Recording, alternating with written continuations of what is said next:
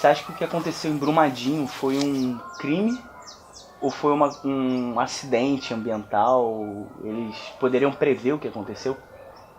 Estava previsto, né? Era uma das barragens denunciadas. Eram 70 barragens denunciadas, né? Eu tive há 10 anos atrás em Ouro Preto e a barragem de Fundão estava denunciada. 10 anos depois ela estourou, né? Essa barragem estava na lista das denunciadas, a de Brumadinho. São barragens a montante, como eles falam, né? É a barragem mais perigosa que tem, mais fácil de romper, mas é a mais barata. Houve, depois do desabamento que acabou com o Rio Doce, houve uma proposta de lei na Câmara Legislativa de Minas para proibir esse tipo de barragem, né? E aí, pelo que eu li num artigo aí de um desses jornais alternativos, o lobby das mineradoras foi mais forte, ou seja, o poder econômico, né?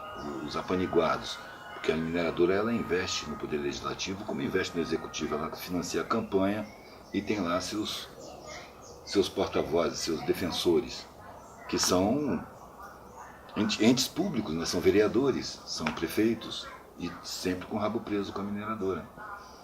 As mineradoras têm um modo de proceder muito repetido. Ela chega numa cidade, ela investe no poder legislativo, ela começa a financiar a campanha dos legisladores, dos vereadores do local, investe em campanha da prefeitura, domina o poder público, começa a fazer o poder público desinvestir na economia local, o município cai na dependência econômica da mineradora e aí ela domina a área. Quando acontece essas tragédias, quando desaba alguma coisa, a própria população se levanta para defender a mineradora porque todo mundo depende dos empregos que ela gera, sabe, do movimento econômico que os funcionários geram. Sabe? Então é aquela coisa, é o poder econômico se colocando acima do poder político, dominando o aparato público e enganando a população.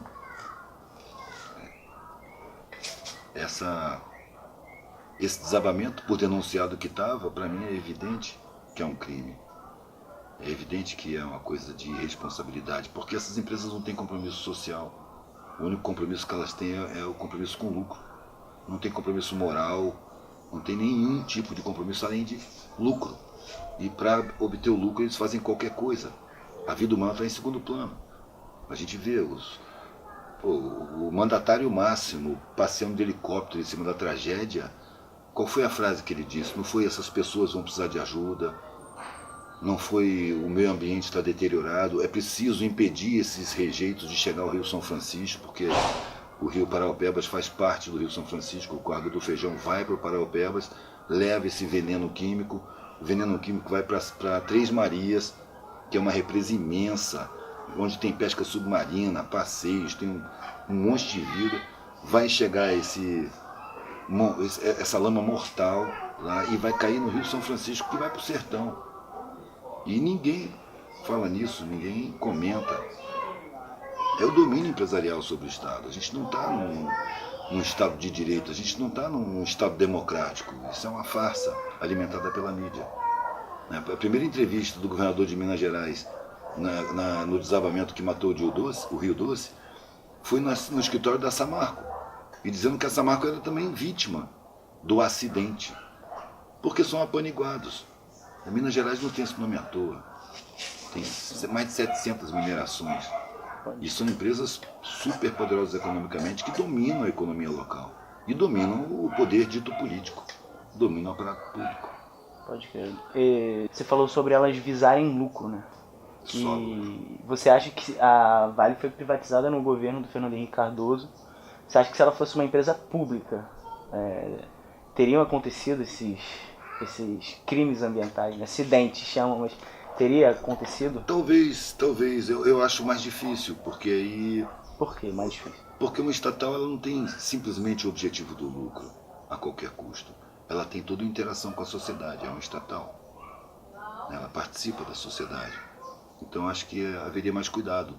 Gente com mais consciência social, mais lá dentro, né? Os funcionários de carreira e tal. Era outra relação. Você ali é um funcionário público, você tem uma responsabilidade com o público. Já a empresa privada não tem responsabilidade com o público.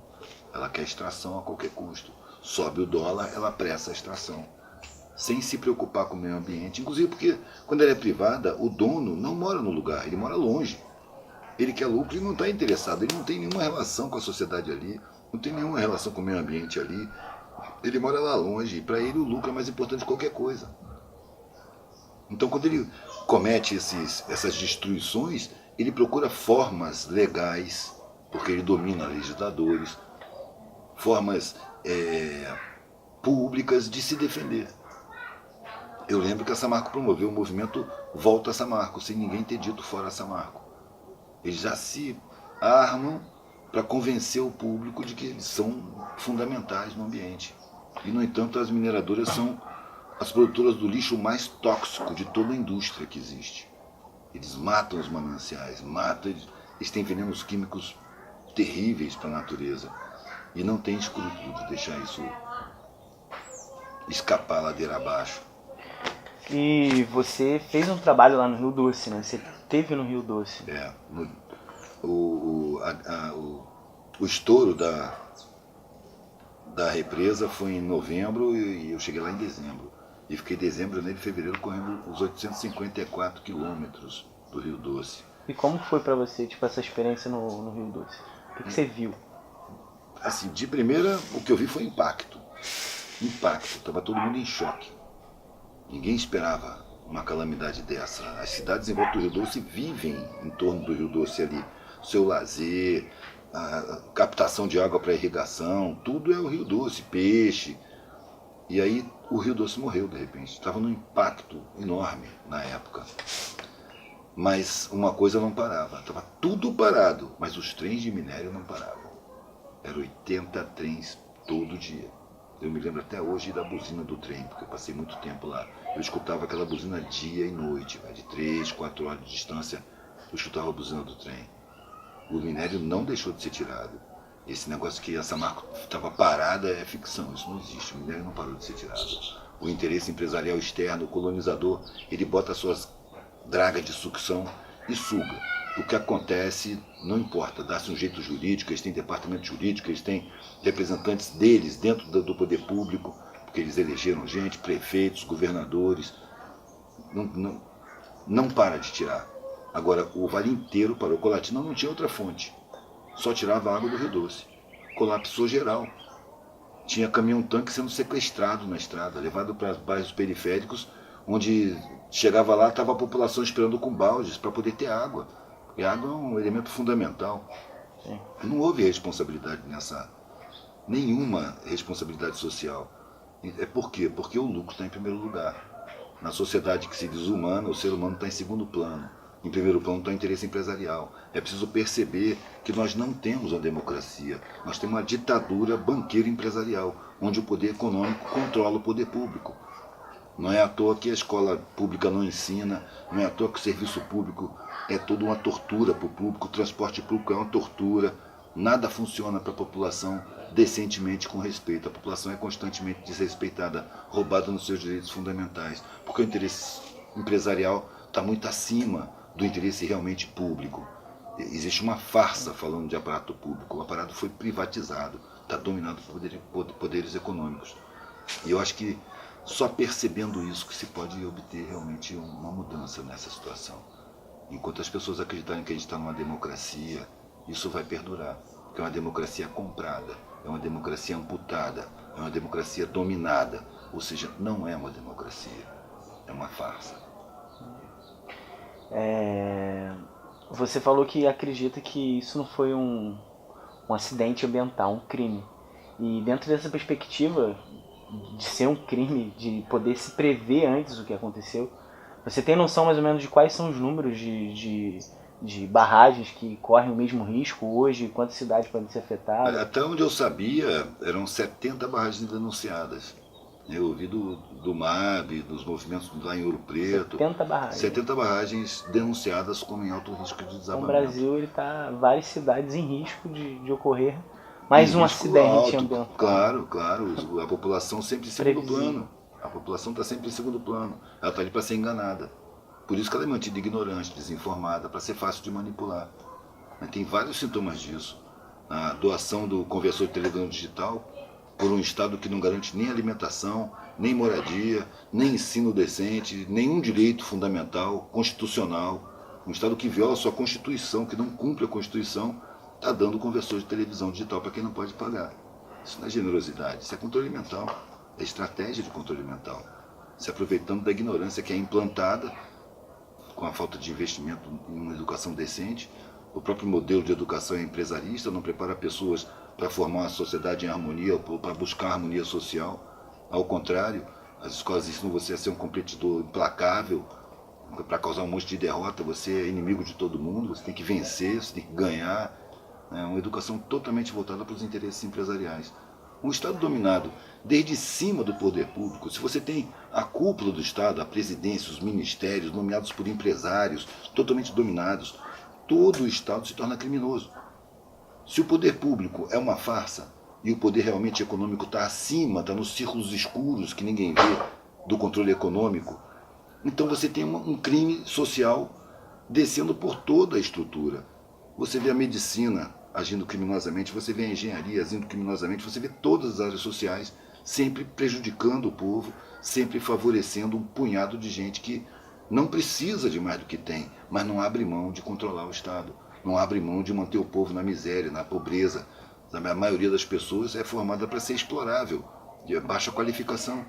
Não há investimento na educação exatamente por isso, porque a educação pública tem a função de formar mão de obra barata, explorável. Enquanto que a educação particular, que tem mais qualidade, tem uma qualidade empresarial, forma pessoas que vão administrar os sabotados sociais, as vítimas de crime social que o Estado comete contra o povo desde o Império. O Estado, a formação do Estado, a estrutura do Estado é formada para privilegiar sempre uma minoria ínfima e dominar, manter a população quieta, servindo, servil, explorada, escravizada, ignorantizada, desinformada, para ser conduzida. Eu acho que esse é um momento em que está se percebendo que a estrutura do Estado é totalmente insincera, é totalmente falsa. O que diz não funciona. Na verdade, funciona para servir sempre aos mesmos, nas suas dinastias, e sempre enganar a população, escravizar a população, explorar a população. É a percepção disso que precisa ser espalhada, porque só percebendo isso que a coisa pode mudar. Não tem revolucionarismo que funcione se você não perceber que a estrutura é falsa. Através das instituições não funciona, porque elas estão totalmente dominadas, totalmente infiltradas, totalmente dominadas, inclusive as universidades. A mentalidade dos formados é formada com aquela superioridade separatista, sabe, com aquela intenção de sempre estar servindo as empresas, como se as empresas fossem um grande benefício. E essa é mais uma das grandes mentiras. As empresas dominam o Estado e colocam o Estado a seu serviço, traindo sempre a população. Porque quando você tem como objetivo o lucro, o custo é uma coisa que tem que ser diminuída. E o trabalho está colocado dentro do custo. O ser humano é parte do custo. Tem que receber o mínimo possível. É uma regra empresarial. Paga-se o salário mais vergonhoso, mais escorchante possível, com o mínimo de direitos possível. Você vê o cara que hoje é presidente ter afirmado que se o trabalhador quer trabalho, ele não pode ter direitos. E se ele quer ter direitos, ele não pode ter trabalho. Sabe? É a expressão empresarial da coisa. É desumano, é antissocial. É por isso que você diz que é sincero também. Ah, sim, sim. Esse presidente é o que representa com mais exatidão, com mais fidelidade, a elite brasileira. Escravista, homofóbica, violenta, aproveitadora da ignorância, ambiciosa, desumana, insensível, indiferente ao sofrimento. É a cara das elites brasileiras. Aliás, não só brasileiras, as elites de todos os países colonizados. Porque o colonizador, no seu domínio, ele formou em cada colônia uma elite que ele privilegiou, encheu de privilégios e riquezas em comparação à população, para que essa elite se tornasse serviçal deles e desprezadora da própria população. Você vê que a elite despreza o povo, diz que o brasileiro é inferior, e idolatra os colonizadores, os europeus, os estadunidenses, que são exatamente quem bota as dragas de sucção aqui, quem impõe a miséria a gente. quem impõe a ignorância, que no fim das contas acaba dando nesse caos social que a gente vive. É miséria, é ânsia de consumo, óbvio, vai dar criminalidade, vai dar violência, vai dar revolta, é óbvio. Não se trabalha a causa da violência, não se trabalha a causa da criminalidade. Você quer combater dando tiro, matando. Não adianta, você pode matar todos os bandidos de hoje, cara. Amanhã vai ter novos bandidos. Porque não secou a fonte é a miséria, a fonte é a desigualdade. E mais a ânsia de consumo. Se vive para consumir. Foi-se implantada essa ideia, essa forma de vida, com um massacre publicitário e midiático. A gente precisa de muito mais coisas abstratas, de sentimento, de afeto, de troca, de integração, de solidariedade, do que de matéria.